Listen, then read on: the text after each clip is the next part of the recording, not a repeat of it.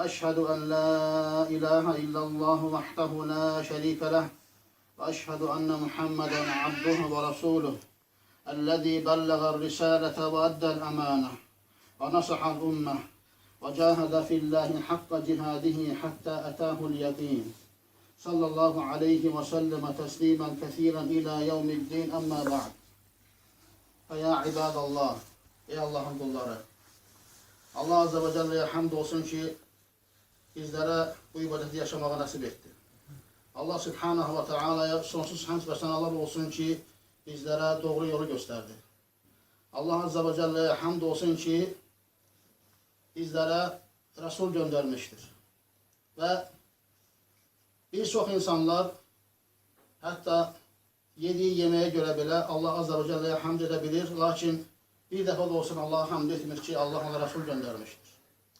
Halbuki Allah Subhanahu ve Teala buyurur: لَقَدْ مَنَّ اللّٰهُ عَلَى الْمُؤْمِنِينَ اِذْ بَعَثَ ف۪يهِمْ رَسُولًا مِنْهُمْ Allah müminlere onların özlerinden bir Resul göndermekle büyük bir lütufta bulunmuştur.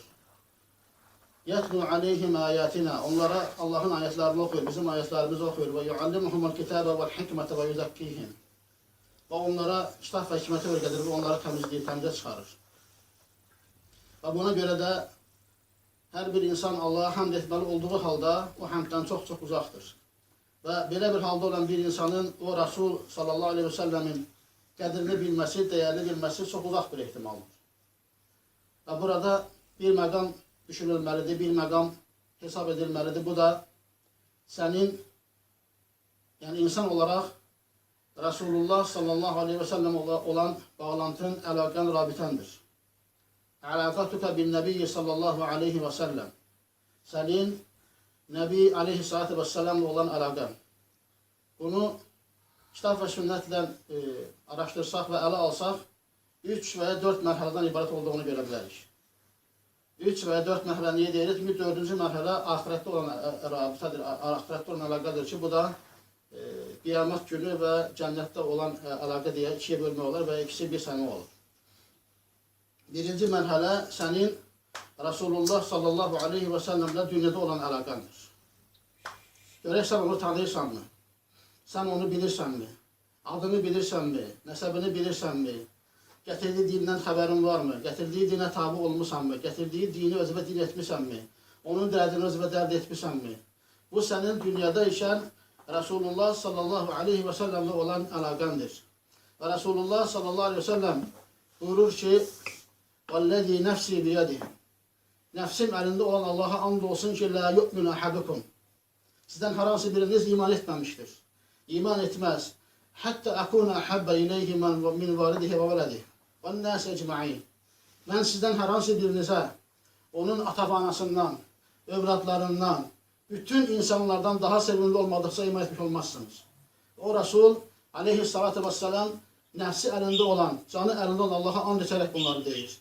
Bundan sonra hər hansı bir insan deyə bilərmi ki, mən Resulullah sallallahu aleyhi ve sellem'i sevirəm və yaxud da tanıyıram və yaxud da ona iman etmişəm. Əgər bunu deyirsənsə, Resulullah sallallahu aleyhi ve sellem'i yaxşı tanıman lazımdır. Çünki sən dünyadayken tanıdığın insanların hər bir şeyini bilirsən. Çünki sən atanın adını, atasının adını, soyunu, nəsəbini, nəyi xoşlayır, nəyi xoşlamır, nəyə qəzəblənir, nədən razı qalır, nəyi istəyir, nəyi istəmir, hamısını bilirsən. Atan da sənin bu, valideynindir. Və yaxud da yoldaşının, və yaxud da oğlunun, və yaxud da qızının, və yaxud da qardaşının, və yaxud qonşunun, və yaxud işlə müdirinin, iş yoldaşının, müştərilərinin hamısının hər bir şeyini bilirsən. Çünki onlar sənə lazımdır. Çünki onlara ihtiyacın var. Çünki onlarla əlaqən var, bağlantın var. Bəs Resulullah sallallahu aleyhi ve sellem o sənə lazım deyilmi? O sən onunla əlaqən olması gərəkli deyilmi? Sənin ondan başqa sevə biləcəyin bir insan yoxdur. İlk növbədə o sevilməlidir. İlk növbədə insanların içərisindən bilməlisən ki, bir insan var ki, ona olan sevgi heç vaxt dəyişə bilməz.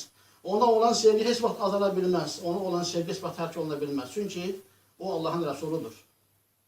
O Allahın Resuludur ki, onu Allah Subhanahu ve Teala sənə göndərməklə sənin zülmətlərdən nura çıxarmaq istəmişdir və çıxarmışdır da. Və Allah Azze ve Celle ona kitap nazil etmiştir. Resulullah sallallahu aleyhi ve sellem özündən sonra mal miras bırakmadı, mal mülk bırakmadı. Öləndə borçlu olduğu halda öldü. Yəni mal dövlət qoyub getməmişdi. miras qoyub getməmişdi. Qoyduğu miras kitab və sünnət idi. Resulullah sallallahu aleyhi ve sellem'in qoyduğu mirasını sahiblənmən lazımdır. Əgər Peyğəmbər sallallahu aleyhi ve sellem'lə əlaqən olduğunu deyirsənsə. Və Əbu Hüreyrə radiyallahu anh bir dəfə məşhur bir rivayətdir. Deyir ki, bazara çıxaraq deyir ki, gedin məscidə, oradan Resulullah sallallahu aleyhi ve sellem məscidin mirası paylanır. Hər kəs ora gəldikdə görür ki, hədis əhlidə oturub hədis zakirlər, hədis elmi öyrənirlər. Deyirlər, bəs sən deydin miras, deyir ki, Peyğəmbər sallallahu aleyhi ve sellem bundan başqa mirası yoxdur. Aleyhisselatü Vesselam buraxdığı miras ancaq budur. Yəni, elm buraxmışdı, din buraxmışdı ondan sonraya. Və o hala gəlib çıxmışıq ki, Yahudilər hələ o zamandan deyirdilər ki, Muhammed mət, təxalləf bənət. Muhammed öldü, özündən sonra qadınlar, qızlar buraxdı deyir. Yəni, ondan sonra qalanlar qadın və qızlar, yəni kişilər yox.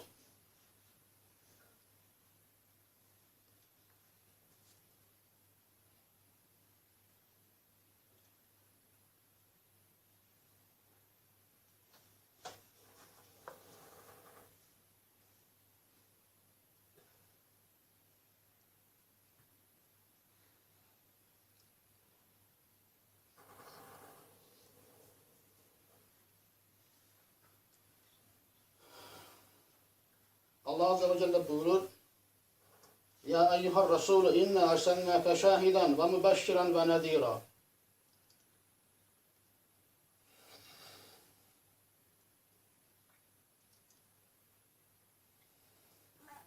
Ve da'iyen ilallahi biiznihi ve siracen munira.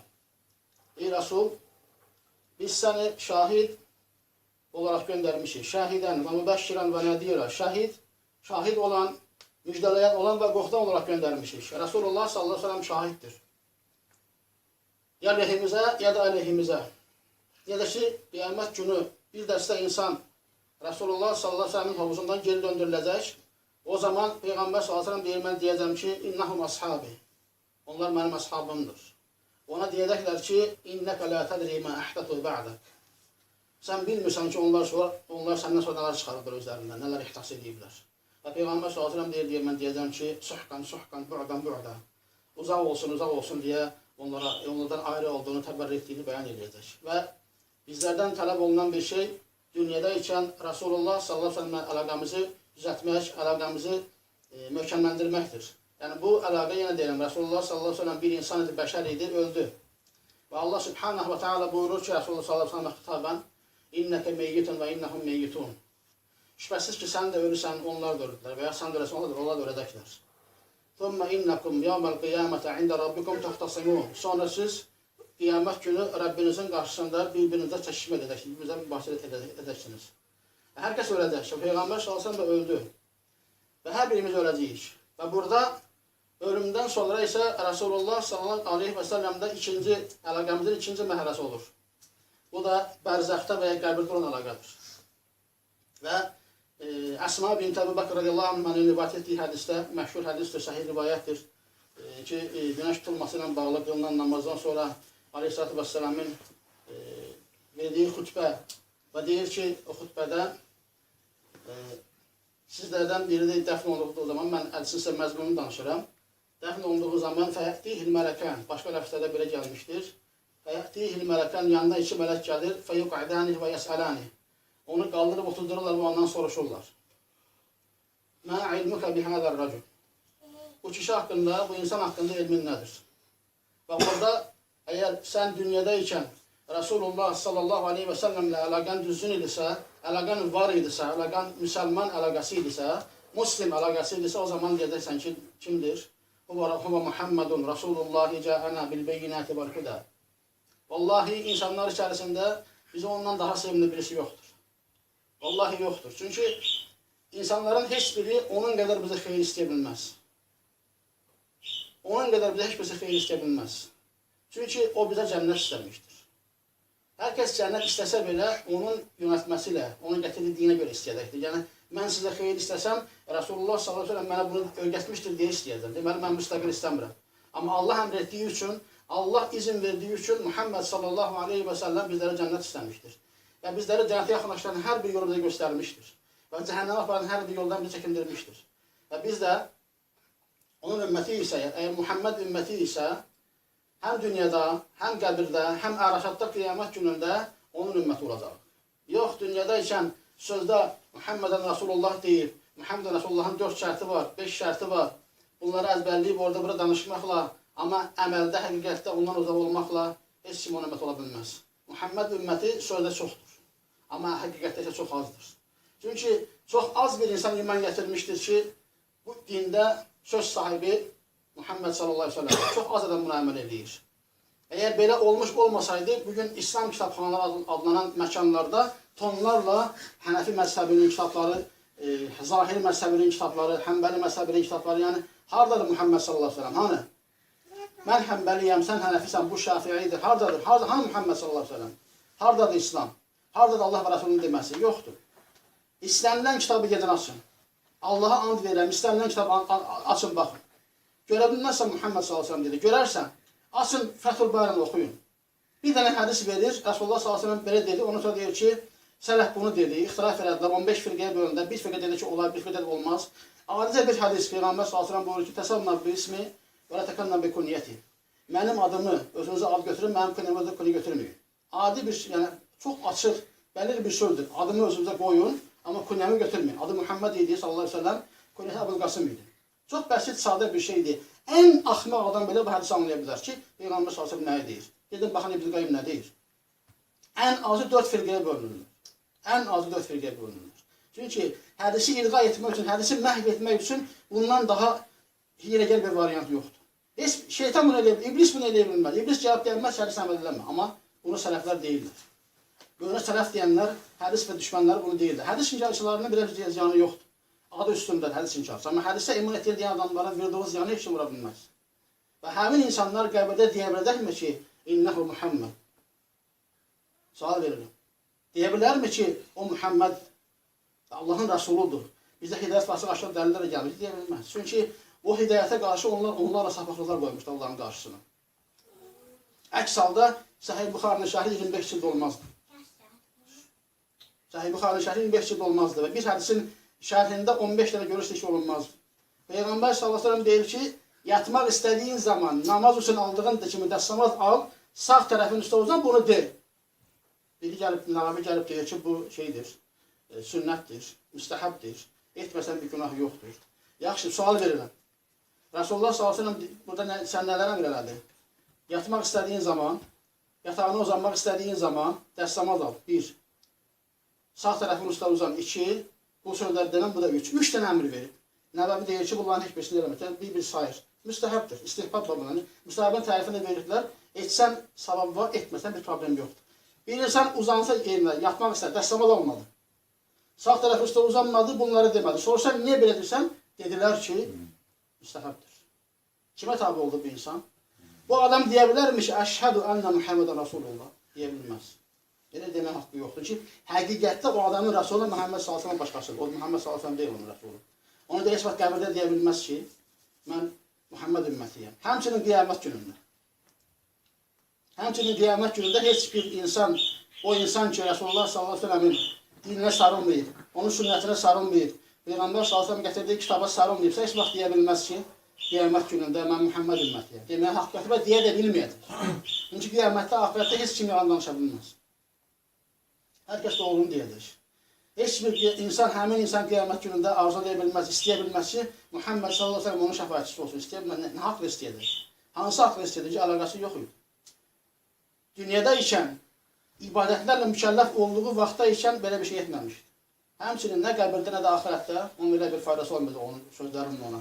O kəslər ki, Muhammed sallallahu əleyhi və səlləmə həqiqətən iman gətiriblər, onun gətirdiyi dinə sarılıblar və var güzlərlə yaşamağa çalışıblar, onlar qəbirdə də, axirətdə də Muhammed ümmətidirlər. Və Allah subhanahu wa ta'ala buyurur ki, və yuthabbitullahu allazina amanu bil qawli sabiti fil hayati dunya və fil axirə. Və Allah iman gətirənləri dünya həyatında sabit bir sözlə onlara səbat verir, həm də axirətdə də.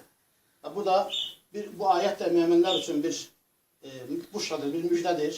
Və Allah subhanahu wa ta'ala istəyir ki, bizləri onun göndərdiyi Rəsulü haqqı ilə iman gətirən qullarından etsin. Allah subhanahu wa ta'ala Muhammed sallallahu aleyhi ve sellem'e əlaqəmizi kəsməsin. Allah azze və cəllə bizlərin qəlbindən ondan başqası ona sevgili çıxarsın. Allah azze və cəllə bizlərə ən sevgilisi ancaq onu etsin. Allah subhanahu wa ta'ala sonumuzu İslam üzerinde etsin. Ve ahiru da'van elhamdülillahi rabbil alemin.